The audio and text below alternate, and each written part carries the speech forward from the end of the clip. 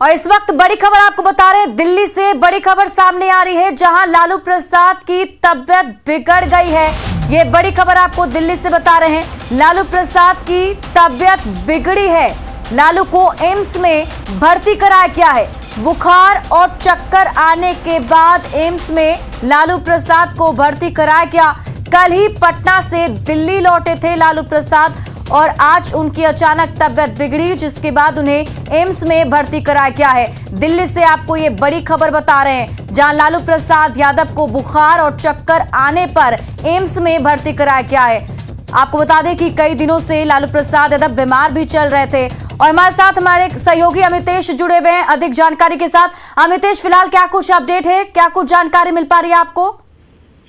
देखिए, अपने बिहार दौरे से लालू प्रसाद यादव कल देर रात दिल्ली पहुंचे हैं, लेकिन आज उनकी तबीयत खराब हुई। पहले से भी उनकी तबीयत खराब रही है, किडनी की समस्या है और बहुत सारे कॉम्प्लिकेशन है, जिसके बाद स्वास्थ्य लाभ दिल्ली में ही ले रहे थे लालू प्रसाद यादव। अपनी बड़ी बेटी मीसा भारती के आवास पर ही रहते हैं, वहीं से उनका इलाज चलता है एम्स के डॉक्टरों की निगरानी में। लेकिन कल देर रात दिल्ली पहुंचे, उसके बाद आज उनकी तबीयत खराब हुई, तेज बुखार और चक्कर की शिकायत आई, जिसके बाद उनको आज शाम एम्स में एडमिट कराया गया है। पहले भी जब रांची थे तो वहां से उनका इलाज चल रहा था, जब जेल में रहते हुए उसके बाद उनका इलाज चल रहा था। रांची से उनको रिम्स से दिल्ली रेफर किया गया था, दिल्ली एम्स में उनका इलाज हुआ था। कई तरह की उनको समस्याएं थी, लेकिन जब जमानत पर लालू प्रसाद यादव बाहर हैं तो दिल्ली में ही रहते हैं मीसा भारती के आवास पर, वहीं पर। लेकिन बीच में चूंकि चारा घोटाले के एक मामले में पेश होने के लिए पटना गए हुए थे और कल देर रात जब वो पटना से दिल्ली आए हैं, उसके बाद अगले ही दिन आज उनकी तबीयत खराब हुई और तबीयत खराब होने के बाद उन्हें दिल्ली एम्स में एडमिट कराया गया है। जो सूत्र बता रहे हैं उसके मुताबिक फिलहाल उनकी स्थिति सामान्य है, लेकिन चक्कर आने की शिकायत। अमितेश, ये भी जानना चाहेंगे, क्या ये रेगुलर चेकअप है लालू प्रसाद यादव का, इसके लिए गए हैं या फिर उनकी तबीयत बिगड़ रही है? देखिए, रेगुलर चेकअप नहीं है, हालांकि समय समय पर लालू प्रसाद यादव एम्स जाते हैं, अपना चेकअप भी कराते हैं और सरकारी आवास पर, चूंकि दिल्ली में रहते हैं मीसा भारती के आवास पर, जो कि राज्यसभा सांसद हैं, वहीं पर रहते हैं अपनी बड़ी बेटी के पास। तो एम्स के डॉक्टरों की निगरानी में एक तरह से रहते हैं और उनका इलाज होता है। दिल्ली के एम्स के डॉक्टर उनका रेगुलर चेकअप भी करते हैं। तो लालू प्रसाद यादव लगातार सलाह मशवरा करते हैं, लेकिन आज उनकी तबीयत बिगड़ी, जिसके बाद उनको एम्स में एडमिट कराना पड़ा है। चलिए, आप इस खबर पर नजर बनाए रखें और वापस आपसे अपडेट लेंगे। बहुत बहुत शुक्रिया तमाम जानकारी के लिए अमितेश। और देखिए, आपको तस्वीर दिखाते हैं कटिहार की। कटिहार में विजिलेंस ने पूर्व सीडीपीओ के ठिकाने पर रेड मारी तो अटैची नोट उगलने लगी, संदूक से सोने के बिस्किट निकलने लगे और देखने वाले देखते रह गए।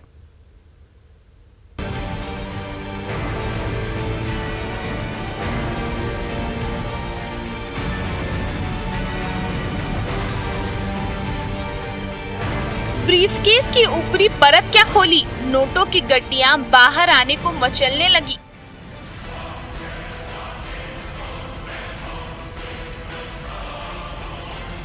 तभी दूसरे ब्रीफकेस का ताला खुला तो सोने के चमचमाते बिस्किट्स का ढेर लग गया।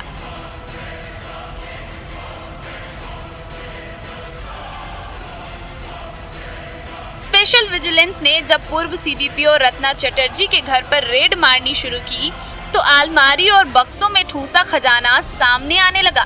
किसी बक्से में लाखों रुपए के नोट भरे थे तो किसी बक्से में सोने के गहने और बिस्किट। विजिलेंस कर्मचारी कोना कोना खंगालते रहे और काले खजाने की चमक बिखरती गई। यहाँ से रत्ना चटर्जी के घर से 30 लाख नगद और 50-60 लाख के जेवरात, सोने के बिस्किट, सेल डीड, फ्लैट के कागज अभी तक हमें मिले।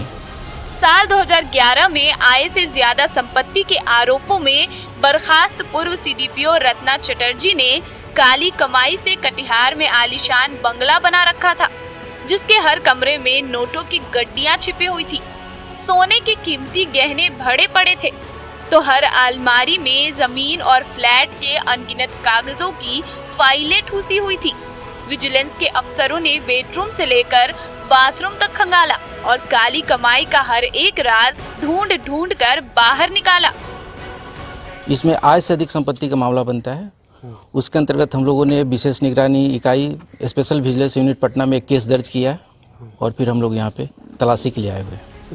विजिलेंस की छापेमारी से काली कमाई के धन कुबेरों में हड़कंप मच गया है।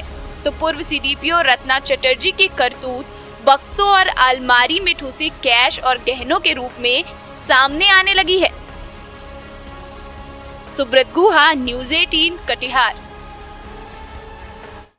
नवादा में जैसे ही ऑयल टैंकर पलटा, वैसे ही सड़क पर सरसों तेल की धारा बहने लगी, जिसे लूटने के लिए ग्रामीणों का रैला उमड़ पड़ा।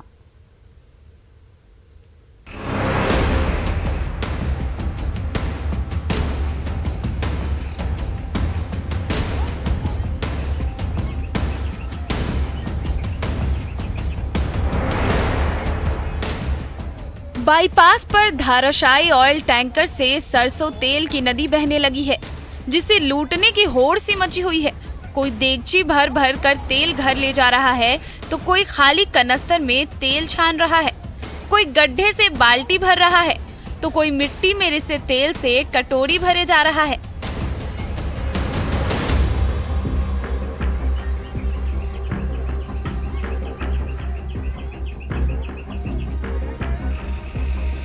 कोलकाता से हजारों लीटर कच्चा सरसों तेल लोड करके ये ऑयल टैंकर पटना और नवादा के रास्ते नेपाल जा रहा था। तभी नेशनल हाईवे नंबर 31 पर बाईपास के पास अचानक बेकाबू होकर पलट गया और टैंकर के निचले हिस्से से तेल की धारा बहने लगी। फिर तो जिसे देखो वही सरसों तेल से खाली बर्तन भरने लगा। चलो ड्राइवर के हल्का फल्का चोट है, कोई खास बात नहीं। 4 बजे झुक गया होगा, गाड़ी पलटी कर गया है। क्या क्या क्या था इसमें? कड़वा तेल है, रिफाइन के लिए जा रहा था कलकत्ता से नेपाल। हाँ। पहले सुबह जैसे ही तेज रफ्तार ऑयल टैंकर सड़क पर चारों खाने चित हुआ, उससे सरसों तेल की नदी फूटने लगी।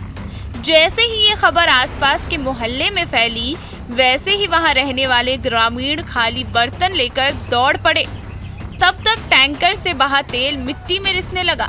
लेकिन अभी सरसों तेल का भाव ही इतना ज्यादा है कि ये ग्रामीण मिट्टी से तेल निकालने लगे और उससे खाली बर्तन भरने लगे। तब तक नवादा पुलिस के जवान मौके पर पहुंच गए।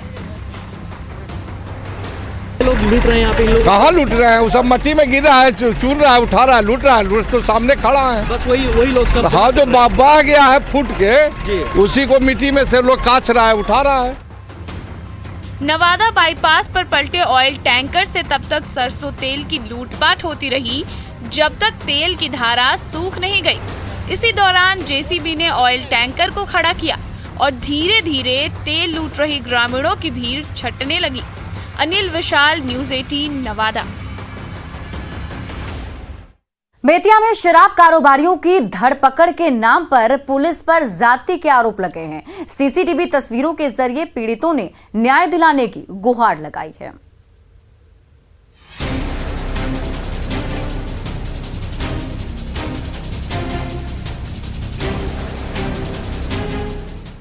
रात के अंधेरे में मझौलिया पुलिस के जवान फर्नीचर व्यवसायी विनोद शर्मा के आलीशान घर की तलाशी ले रहे हैं।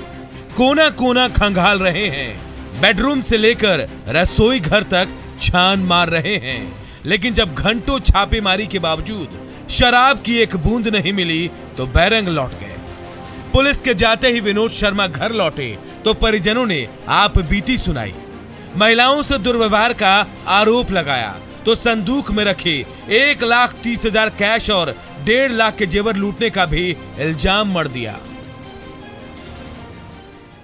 और मैं बोली तो अनाप शनाप लोग बोलने लगे और बंदूक लिए थे, दिखाने लगे और गाली वाली देने लगे। इसमें पैसा था और गाना था, वो लोग सब लेकर चले गए। आपके घर में पति वगैरह नहीं थे? नहीं, कोई नहीं था। हम बेतिया एसपी साहब से लेकर के हर एक विभाग तक हम आवेदन दे चुके हैं। अगर हम दोषी हैं तो हमको सजा मिलना चाहिए, निर्दोष है तो जो दोषी है उसको सजा मिलना चाहिए। हम अंदर से टूट चुके हैं, अब हमको न्याय चाहिए।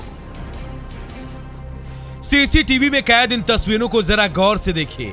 मझौलिया पुलिस की गाड़ी फर्नीचर व्यवसायी के घर के बाहर रुकी। जवानों ने दरवाजा खटखटाया और गृह स्वामी विनोद शर्मा की गैर हाजिरी में चप्पे चप्पे की तलाशी ली। लेकिन घंटों की छापेमारी के बाद भी कुछ हाथ नहीं लगा। अब जबकि परिजन पुलिसिया ज्यादती का आरोप लगा रहे हैं तो मझौलिया पुलिस को कोई जवाब नहीं सूझ रहा। विदेशी शराब का विक्रय किया जाता है। इस संदर्भ में छापामारी की गई है। इनके घर से इनका लड़का एक झोला लेके भाग गया, जिसका काफ़ी पीछा किया गया, जो नहीं पकड़ में आया। संभवतः वो विदेशी शराब ही थी, 1 या 2 बोतल जो भी रहा हो, शराब ही थी। बिहार को शराब मुक्त करने के लिए पूरे राज्य में जोर शोर से मुहिम चल रही है, लेकिन जिस तरह से शराब कारोबारियों की धरपकड़ के नाम पर एक के बाद एक मनमानी के आरोप सामने आ रहे हैं, ऐसे में पुलिस की कार्रवाई पर ही सवाल उठने लगा है। प्रफुल्ल कुमार, न्यूज़ 18 बेतिया। सहरसा के फर्नीचर डीलर ने 5 लाख की रंगदारी नहीं दी तो गुंडों की फौज ने 7 लाख के कीमती फर्नीचर तहस नहस कर दिए।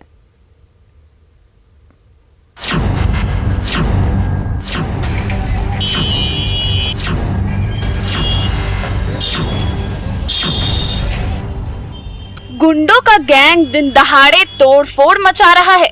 फर्नीचर शॉप की ईंट से ईंट बजा रहा है, गोदाम को तहस नहस कर रहा है और लाखों रुपए का फर्नीचर उजाड़ रहा है। ये तस्वीरें हैं मीर टोले के मॉडर्न फर्नीचर शॉप की।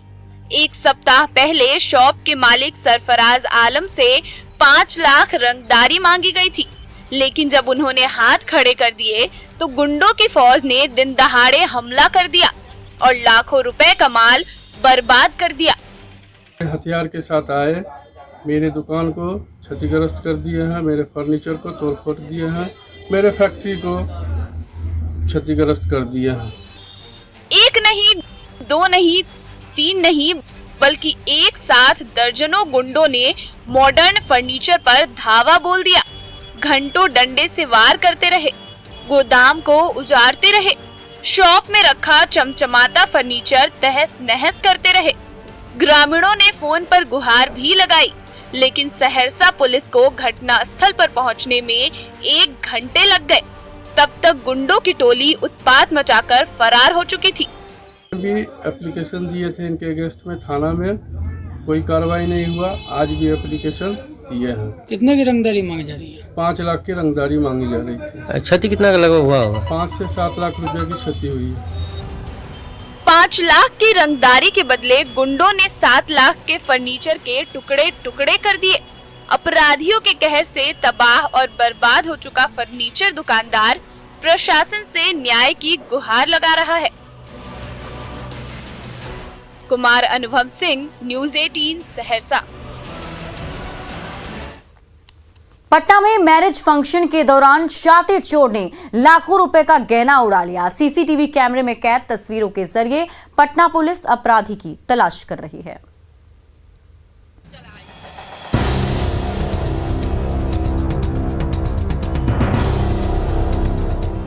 किदवईपुरी के कम्युनिटी हॉल में विवाह का मंडप सजा है। मेहमानों की भीड़ खचाखच भरी हुई है। इसी भीड़ के बीचों बीच बाराती के वेश में घूम रहा शातिर गैंग मौके की ताक में था।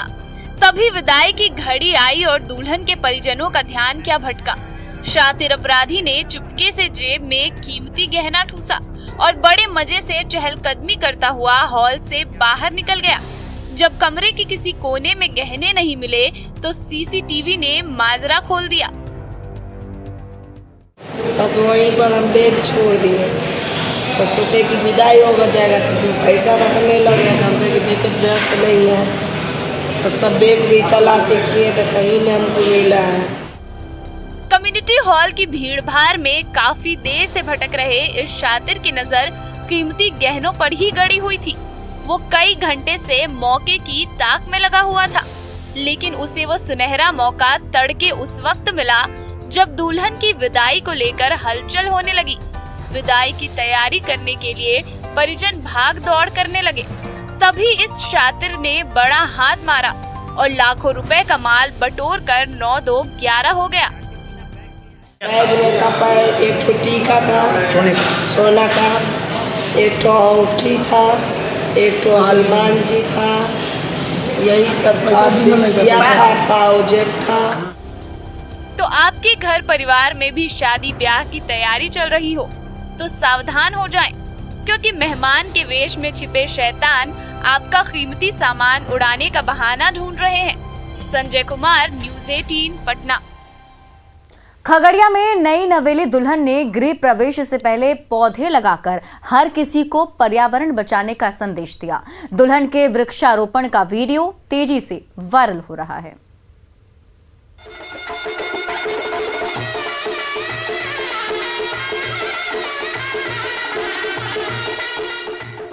शादी के स्टेज पर नई नवेली दुल्हन पल्लवी ने दूल्हे राजा ऋतुराज को वरमाला पहनाई। फिर दूल्हे राजा की बारी आई। वरमाला के बाद विवाह की रस्में पूरी हुई और नई नवेली दुल्हनिया को ब्याह कर घर ले आए दूल्हे राजा।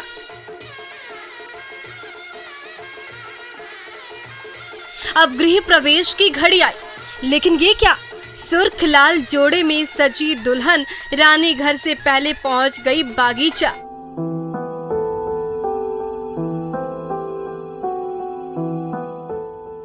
अपने हाथों से पौधा लगाया और हर किसी को पर्यावरण बचाने का भी संदेश दिया।